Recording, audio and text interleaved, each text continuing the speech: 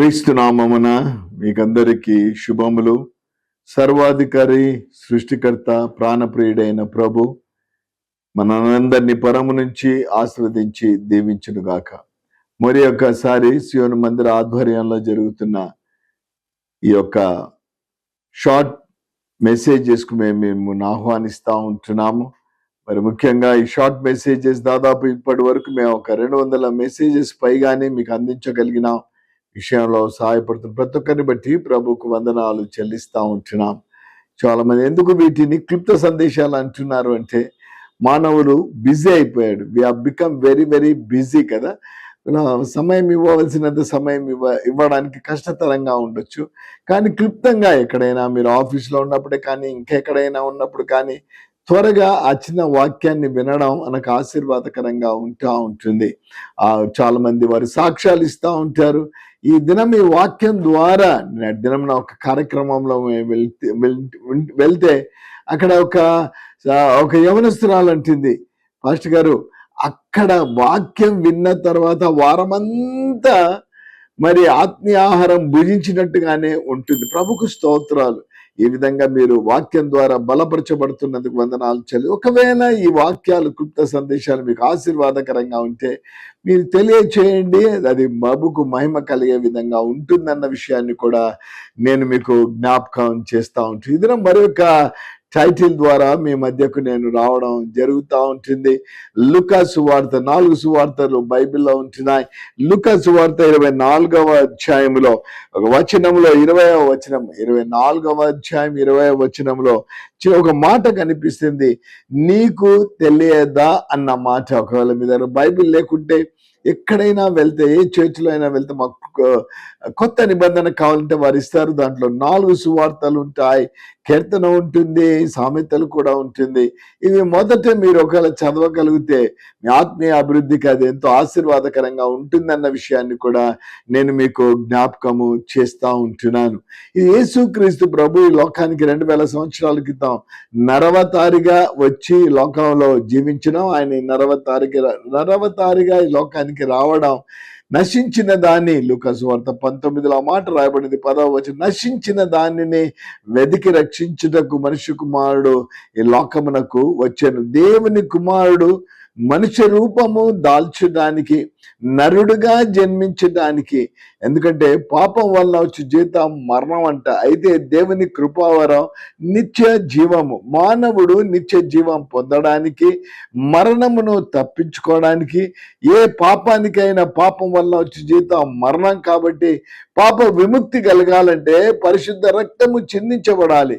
ఏ మానవుల్లో కానీ, జంతువులలో, పశువులలో, వేటిలో కూడా పరిశుద్ధ రక్తం లేదు. కాబట్టి పరిశుద్ధ రక్తము చిందించబడ్డానికి దేవుని కుమారుడైన యేసుక్రీస్తు ప్రభు, పరమందుంటున్న దేవుడు, సింహాసనం మీద ఆసీనుడైన దేవుడు, ఆయన సింహాసనాన్ని విడిచి నరుడుగా జన్మించెను అన్న మాట మనకు కనిపిస్తూ ఉంటుంది. నరుడుగా ఈ లోకంలో జన్మించిన యేసు ప్రభు, ఆయన 3.5 సంవత్సరాలు అనేకమైన బోధలు ఆయన చేశాడు. మనం రెఫరెన్సెస్ చూడాలంటే సమయం సరిపోదు కాబట్టి అనేకమైన, మొదట ఆయన వచ్చింది పాపులను రక్షించడానికి నేను వచ్చాను అన్న విషయాన్ని కూడా ఆయన జ్ఞాపకం చేసినట్లు వాక్యంలో మనము చూస్తూ ఉంటున్నాం. పాపులను రక్షించడానికి పాప పరిహారము మానవుడు పొంది పరలోక రాజ్య వారసుడిగా చేరడానికి పరమందుంటున్న దేవుడు ఈ భూమి మీదకి నరుడుగా జన్మించాడు అన్న విషయాన్ని నేను మీకు జ్ఞాపకం చేసి, ఈ లోకంలో అద్భుతాలు చేశాడు, ఆశ్చర్య కార్యాలు చేశాడు, మహిమ కార్యాలు చేశాడు, గుడ్డి వారికి కళ్ళు ఇచ్చాడు, కుంటి వారికి కాళ్ళు ఇచ్చాడు, ఆఖరికి చనిపోయిన లాజర్ను కూడా పేరు పెట్టి పిలిచి ఆ చనిపోయిన లాజర్ను కూడా తిరిగి లేపగలిగిన శక్తి కలిగిన దేవుడు. ఇవన్నీ చేసిన పాపానికి విముక్తి పరిశుద్ధ రక్తం చిందించబడాలి. అందుకే 2000 సంవత్సరాల క్రితం ఆయన ఈ భూమి మీద ఉన్నప్పుడు ఆయన చేసిన బోధలను సహించలేని, ఆయన బోధలకు మరి లొంగని వారు ఏం చేశారంటే ఆనాడు యేసును సిలువకు అప్పగించారని వాక్యం సెలవిస్తూ ఉంటుంది. సో యేసును అన్యాయంగా తీర్పు తీర్చినట్లు మనం చూస్తున్నాం.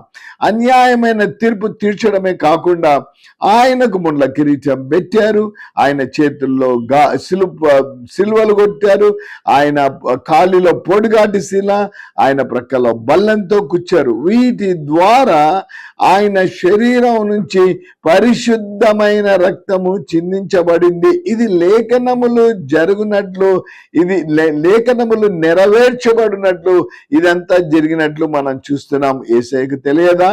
అన్ని ఆయన ఎరిగి ఉన్నాడు.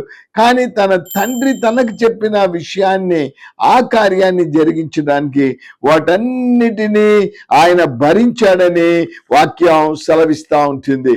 యెషయా గ్రంథం 53లో ఒకవేళ మనం చూస్తే అక్కడ విషయాలన్నీ స్పష్టంగా మనకు కనిపిస్తా ఉంది. 5వ వచనం, 53వ అధ్యాయం 53వ వచనం, మన అతిక్రమములను బట్టి అతడు గాయపరచబడెను, మన దోషములను బట్టి నలుగగొట్టబడెను, మన సమాధానార్థమైన శిక్ష అతని మీద పడెను, అతడు పొందిన దెబ్బల చేత మనకు స్వస్థత కలుగుతుంది.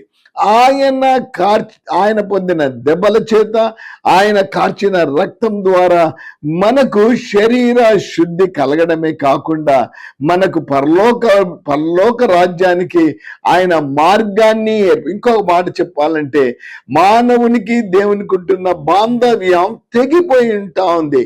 అది మానవుడు చేసిన తప్పిదాలను బట్టి బాంధవ్యం తొలగిపోయి ఉంటా ఉంది. ఇశ్రాయేలు ప్రజలతో బాంధవ్యం ఏర్పరచుకుంటే వారు చేసిన తప్పిదాలను బట్టి దేవునికి మానవునికి బాంధవ్యం తొలగిపోయింది. తొలగిపోయిన బాంధవ్యాన్ని మరొకసారి కలపడానికి పరిశుద్ధుడైన దేవుడి భూమి మీదకి వచ్చి ఆయన ఈ కార్యాలు చేసినట్లు మనం చూస్తున్నాం 53వ యెషయా గ్రంథంలో. అంతేకాదండి, అక్కడ అనేకమైన విషయాలు లిఖితాత. అతడు దౌర్జన్యమునందెను, బాధింపబడిన నోరు కూడా తెరవలేదు, వదకు తేబడు గొర్రె పిల్లయు బొచ్చు కత్తిరించు అని ఎదుట గొర్రె పిల్లయు మౌనముగా నుండినట్లు అతడు నోరు తెరవలేదు అన్న మాట మనకు ఇది యేసుక్రీస్తు ప్రభు ఈ లోకానికి రాకముందే ఆయన గురించి లిఖితం చేయబడి ఉంటుంది.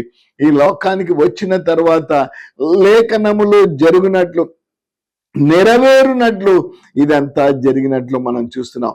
లూకా సువార్త 24వ అధ్యాయానికి వస్తే సువార్తలన్నిటిలో లిఖితం చేయబడింది ఆయనను సిలువకు అప్పగించడం. ఆయన సిలువ మీద 3 శీలల మీద 6 గంటలు ఆయన వేలాడినట్లు మనము చూస్తూ ఉంటున్నాం. ఆ సిలువ మీద 7 అద్భుతమైన క్షమాపణ గురించిన మాటలు ఆయన పలికినట్లు మనం చూస్తూ ఉంటున్నాం. ఆయన చనిపోయిన తరువాత ఆయనను సమాధి చేశారని వాక్యం సెలవిస్తూ ఉంటుంది. ఆ సమయంలో ఆ అరిమతయి యోసేపు మరి ఆ యేసు దేహాన్ని తీసుకొని ఆ యొక్క సమాధిలో తాను తొలగించుకున్న, ఎవరు కూడా సమాధి పెట్టలేదు, ఆ సమాధిలో యేసుక్రీస్తు ప్రభువుని పెట్టినట్లు మనం చూస్తున్నాం. అంతేకాకుండా ఒక రాయి దానికి దొరలించబడి సీల్ చేసినట్టు కూడా మనము చూస్తూ ఉంటున్నాం. యేసు ప్రభు లేఖనములు నెరవేరునట్లు 3వ దినమున ఆయన తిరిగి లేచిన దేవుడిగా ఉంటా ఉన్నాడు. Is the God who resurrected అన్నమాట. లేఖనములు జరిగినట్టు నేను సమాధి చేయబడతాను, 3వ దినమున తిరిగి లేస్తానని యేసు ప్రభు ఆనాడు చెప్పిన మాట నేను మీకు జ్ఞాపకము చేస్తా ఉంటున్నాను. అదేవిధంగా ఆయన తిరిగి లేచాడు. ఆనాడట నేను 2000 years బ్యాక్ జరిగిన సంఘటన, సాక్షాత్తు జరిగిన సంఘటన నేను దాన్ని మీ దగ్గర ప్రస్తావిస్తా ఉంటున్నాను. ఇదిగో లూకా సువార్త 24వ అధ్యాయం 13వ వచనం, ఇదిగో ఆ దినమందే వారిలో 2 యెరూషలేమునకు ఆమడ దూరమున ఉన్న ఎమ్మాయు అను గ్రామమునకు వెళ్ళొచ్చు. యేసు ప్రభు చనిపోయి పునరుద్ధాడై తిరిగి లేచాడు. వారేమో యెరూషలేము నుంచి వారు వేరే ఎమ్మాయి గ్రామానికి వెళ్తున్నారు. యెరూషలేములో యేసు ప్రభు పునరుద్ధాడై ఆయనను మనం చూడాలా అని తలంచకుండా వారు ఎమ్మాయు అను గ్రామమునకు వారు వెళ్తా ఉన్నారు. వారు ఒకరినొకరు సంభాషించుకునే సమయంలో ఈ 15వ వచనంలో వారు సంభాషించుచు ఆలోచించుకొనుచుండగా యేసే తానే దగ్గరకు వచ్చి వారితో కూడా నడిచెను. వారు యెరూషలేములో ఉండకుండా వెళ్ళిపోతున్న వారి దగ్గరికి యేసు వెళ్ళినట్టు మనము చూస్తా ఉన్నాం. పునరుద్ధానుడైన యేసు వారి వెంట నడిచెను అన్న మాట మనకు కనిపిస్తా ఉంటుంది. ప్రియ విశ్వాసులు ప్రేక్షకులు, నేను ప్రకటిస్తున్న దేవుడు నీతో ఉండే దేవుడు, మనతో ఉండే దేవుడు, మన అవసరతలను తీర్చే దేవుడు. ఆయన చెప్పాడు, అడగండి నేను మీకు ఇస్తాను, మీరు వెదకండి మీకు దొరుకుతుంది అని చెప్పిన దేవుడు. ఆ పునరుద్ధానుడైన దేవుడు ఆనాడు వారిద్దరితో కూడా యెరూషలేము నుంచి ఎమ్మాయి మార్గంన నడుస్తా ఉన్నాడు, వారితో మాట్లాడుతూ ఉన్నాడు. ఎప్పుడైతే మీరు ఏం మాట్లాడుకుంటున్నారని యేసు వారిని అడిగినప్పుడు వారు పలికిన మాట, యేసు ప్రశ్న వేశాడు వారికి.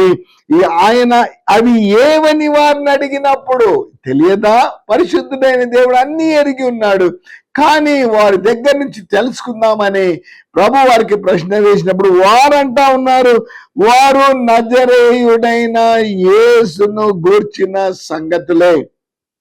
ఆయన దేవుని ఎదుటను ప్రజలందరి ఎదుటను క్రియలలోను వాక్యములోని శక్తిగల ప్రవక్త అయి ఉండెను. ఆయన ఎటువంటి గొప్ప దేవుడో వారు యేసుతో పలుకుతా ఉన్నాడు.